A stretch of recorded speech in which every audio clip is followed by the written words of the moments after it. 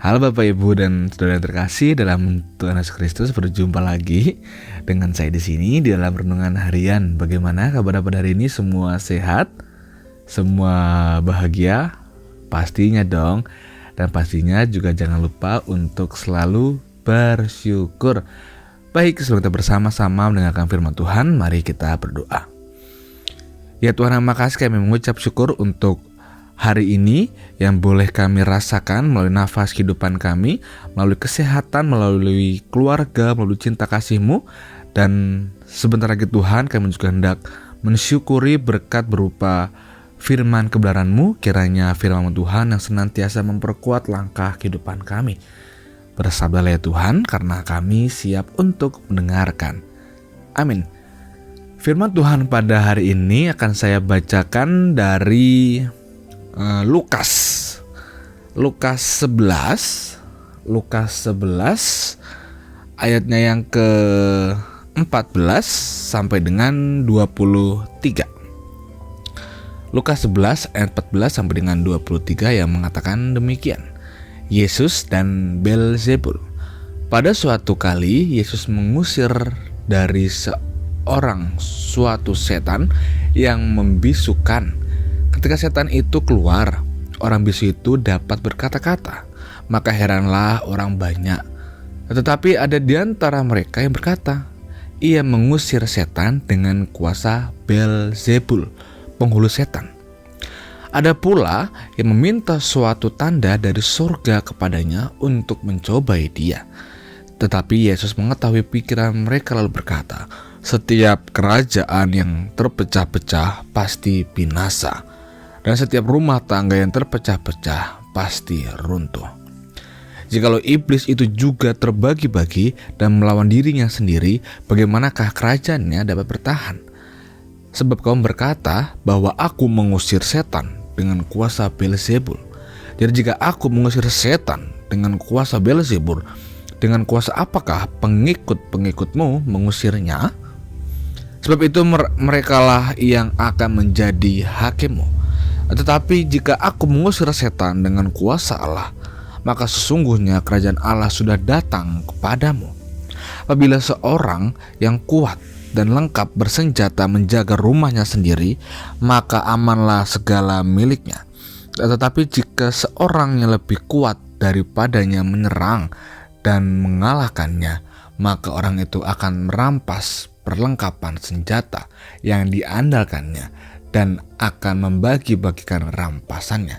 Siapa tidak bersama aku, ia melawan aku, dan siapa tidak mengumpulkan bersama aku, ia mencerai beraikan.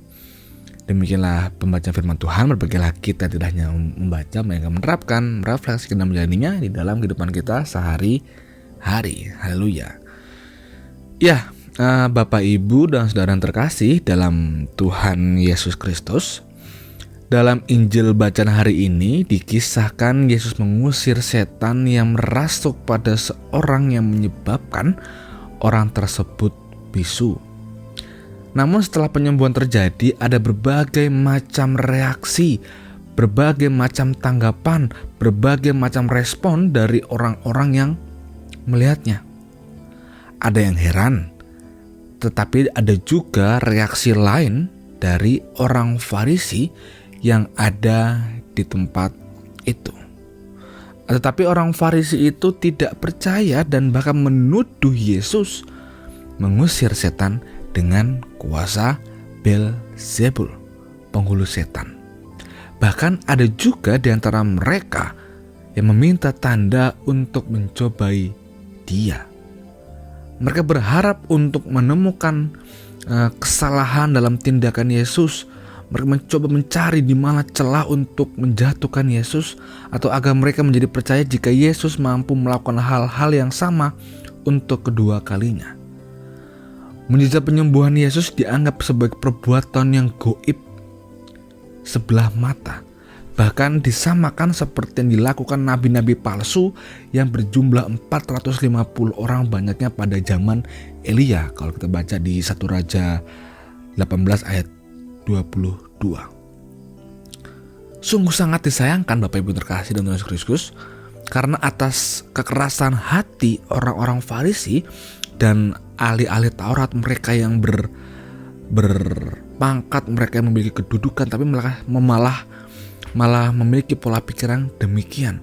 Mereka telah menutup diri terhadap keselamatan yang jelas-jelas telah diberikan Allah melalui kehadiran Yesus Kristus. Yesus yang mengetahui tuduhan mereka berkata, setiap kerajaan yang terpecah-pecah pasti binasa, dan setiap rumah tangga yang terpecah-pecah pasti runtuh. Jikalau iblis itu juga terbagi-bagi dan melawan dirinya sendiri, bagaimanakah kerajaan Allah dapat bertahan? Bapak Ibu dan Saudara terkasih dalam Tuhan Yesus Kristus, seringkali di zaman sekarang ini banyak orang Kristen yang masih mengejar tanda-tanda dari surga. Banyak yang mengukur keimanan mereka dengan melihat peristiwa-peristiwa yang dianggap luar biasa. Semakin hebat peristiwa mukjizat penyembuhan terjadi, semakin besarlah iman mereka.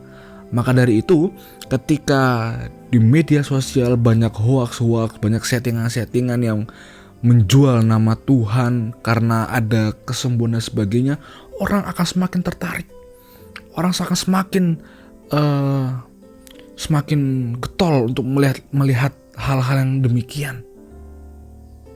Tapi bagaimana rasanya jika hal tersebut adalah sebuah settingan dan mukjizat tidak terjadi dalam hidup diri orang-orang yang menonton? Apakah iman kita akan tetap kuat? Apakah iman kita akan tetap kokoh? Kalau saya pribadi tidak menyalahkan Bapak Ibu untuk menonton tanda-tanda mukjizat dan sebagainya. Namun terkadang banyak orang yang menjual tayangan yang menjegarkan mata dengan iming-iming nama Tuhan dan juga dengan settingan.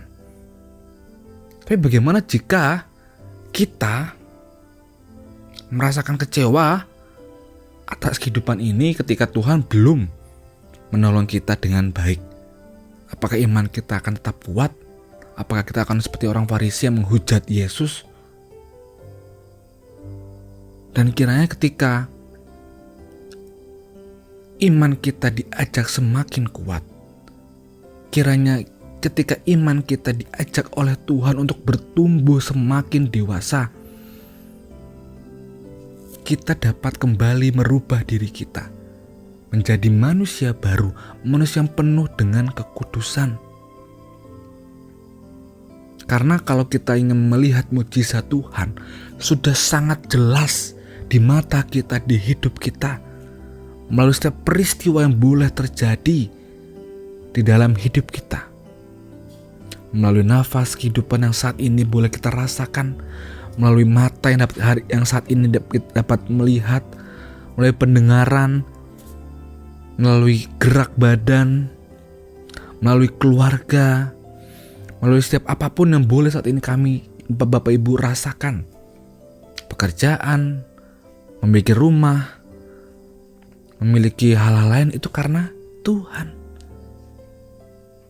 Jadi dengan hal tersebut kita sudah semakin yakin ketika kita saat ini berada di dalam kondisi yang terpuruk karena pergumulan atau kekhawatiran kehidupan, percayalah, saat ini yang Bapak Ibu rasakan adalah mukjizat dari Tuhan yang boleh Bapak Ibu pegang dan percayai.